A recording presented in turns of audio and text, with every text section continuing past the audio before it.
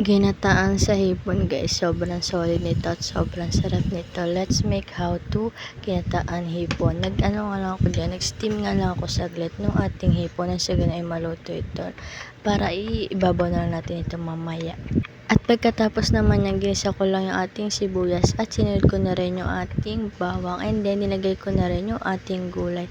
At naglagay nga rin ako dyan ng ating coco ma-fresh gata. Ayan nga lang ho yung ginamit ko para naman mapadali yung ating buhay. And then pagkatapos naman niya, wait lang natin at mag-add rin ako ng ating 1 cup of water. Naglagay nga rin din ako dyan ng ating salt and pepper na sa ganun ay magkalasa ito. At inibabaw ko na nga yung kanina nating in-steam na ating hipon. Sobrang sarap nga nito, kaya na may tag mo na yung gagawa nito para sa'yo dahil sobrang sarap nito. Kaya guys, ito na, ulamin nyo na dahil sobrang easy lang niya gawin, kaya naman share nyo na guys. At pagkatapos ka natin ibabaw yung